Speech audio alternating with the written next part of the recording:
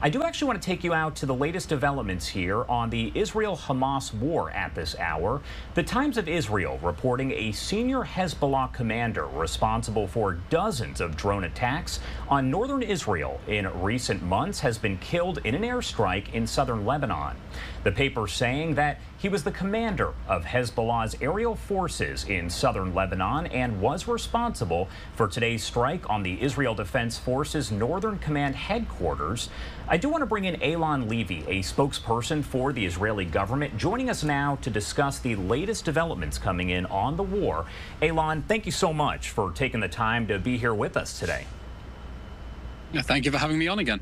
Well, first off, I do want to get your thoughts here on the situation that is ongoing over in Lebanon. There have been these airstrikes that have taken place.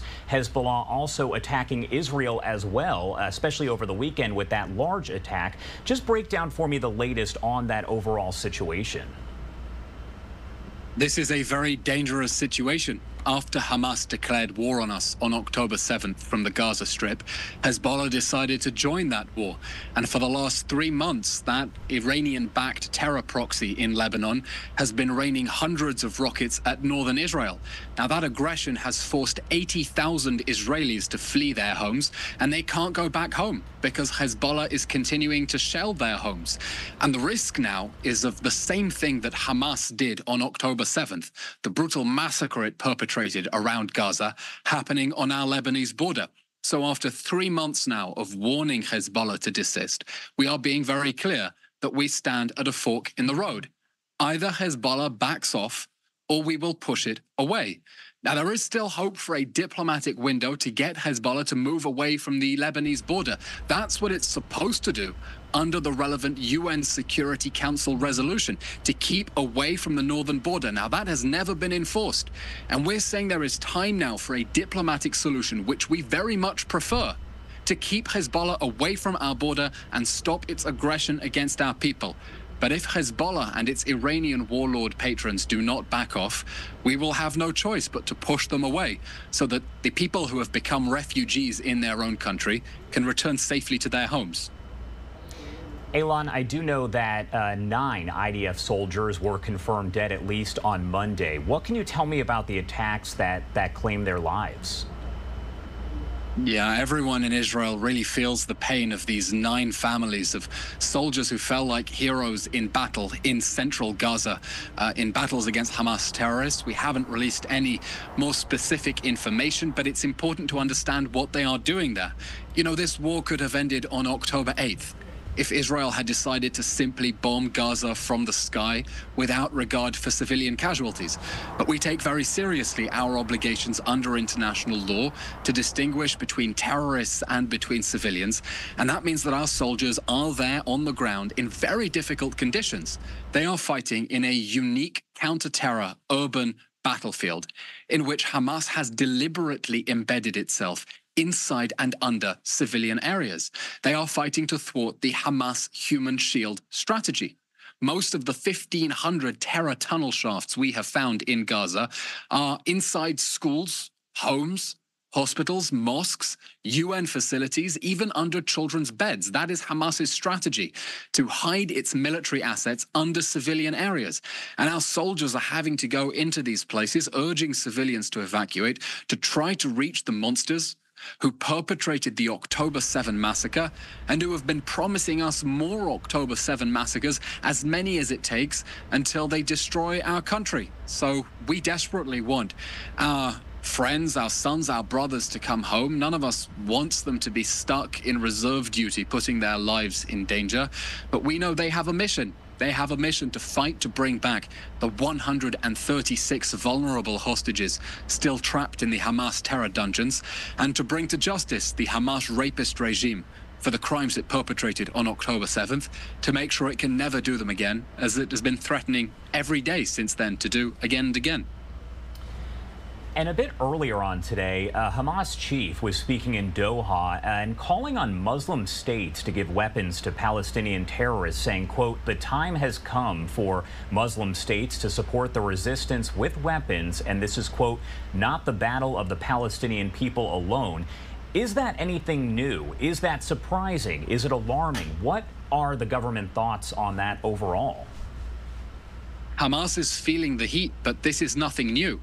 On October 7th, as the massacre was still unfolding, as the death squads were invading Israel, breaching its border, burning families alive, raping little girls, abducting grandmas into Gaza, Hamas was calling on Palestinians in the West Bank to grab guns and knives and join in the violence. It was calling on Hezbollah in Lebanon to target Israel with rocket fire. It's clear that Hamas expected that the brutal atrocities it perpetrated on October 7th were going to be the opening shot of a much broader war.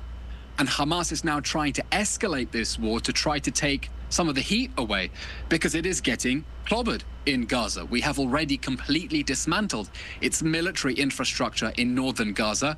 We've killed 8,000 of its terrorists. We've apprehended around 1,000 other terrorists from Hamas and Islamic Jihad, and it is now trying to escalate this conflict. And we are firm in our resolve that we do not want this conflict to escalate any further. We are focusing on destroying the Hamas rapist regime that is promising more October 7th massacres and stopping other actors from entering this war. And in that context, it's very important that Secretary Blinken is here in the Middle East right now to try to stop this war from escalating, because Hezbollah now seems hell-bent on dragging Lebanon into a totally unnecessary war, the war that Hamas started, a war that the people of Lebanon don't need or deserve, and God knows we don't need or deserve. So we hope that we can contain this conflict, finish off the October 7th monsters, and stop this from escalating any further. And I have seen photos on social media posted by you, as well as Tal Heinrich, Avi's out there as well, where you have been going around to the sites that were hit by Hamas on October 7th. Tell me about some of what you've seen. We entered the Hamas terror tunnel this week, a team from the Prime Minister's office spokesperson's department, and you really have to see it with your own eyes. This is a tunnel that ends just a few hundred meters away from the Israeli border. It is the width of a subway train. It extends for 4 kilometers into the Gaza Strip, with ventilation shafts and electricity running all the way through. 4 kilometers deep. That is only part of an estimated 500-kilometer terror tunnel network under Gaza. There is a Gaza above ground and there is a Gaza below ground. And Hamas spent 16 years redesigning Gaza's cityscape for the sake of its human shield strategy, deliberately building tunnel shafts and tunnels underground connecting to the homes and the mosques above ground.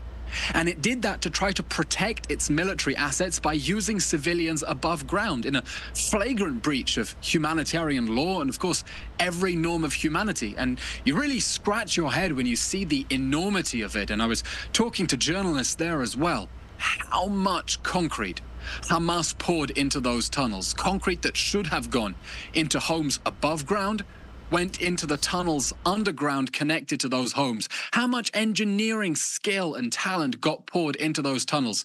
You know, Gaza had resources. Its problem has never been resources. It had concrete, it had money, but Hamas, Gaza had different priorities.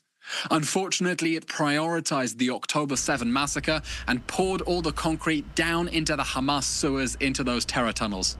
And we're insisting that the day after Hamas, the day after Israel's total victory, Gaza's priorities have to change, and they have to focus on peaceful reconstruction and building permanent homes dedicated to committing to living in peace next to Israel, instead of building the military infrastructure to try to destroy it, because they will not prevail and we will win. My last question for you, Eylon. What is one misconception you think people have about the war that is ongoing right now that you want to make sure is cleared up? There are two major misconceptions. The first is that Israel is targeting civilians. We are targeting the Hamas monsters who perpetrated the October 7 massacre and are threatening another one. The reason we are seeing such tragic civilian casualties is that Hamas declared war, is fighting that war from inside civilian areas, hiding behind civilians deliberately. And we're doing everything we can to get civilians out of harm's way, but Hamas wants civilians to be hurt, because that generates images that produce sympathy that it hopes will create diplomatic pressure on Israel to abandon the hostages and leave the Hamas rapist regime standing. And the second misconception is somehow this is a war that we want or we are enjoying. This isn't a war we wanted, we started, we asked for, or even expected. This is a war that Hamas waged on us with an invasion and brutal Holocaust-style atrocities on October 7th. There is no one in the world who wants this war to end more than the Israeli people, and parents around the country are not sleeping as their children were ripped away from their ordinary jobs and thrust into tanks to go into Gaza and be everyday heroes. We want this war to end, but we need this war to end with the hostages home and Hamas no longer in power. Because the consequences of leaving the Hamas army of terror in place will be that Hamas will attack our people again, exactly as it has been threatening to do over and over again. And after we've suffered the brutal atrocities of October 7th and Hamas abducted 250 people and told us it wants to burn our families and rape our little girls and abduct our grandmas again, we have no intention of abandoning the hostages in Gaza and leaving Hamas in power. We want this war to end, but we need it to end in a way that ensures Hamas can never attack us again. And that can only happen with the end of Hamas. All right. Eylon Levy, Israeli government spokesperson, thank you so much for taking the time to join us here. Anything else you want to add before I let you go?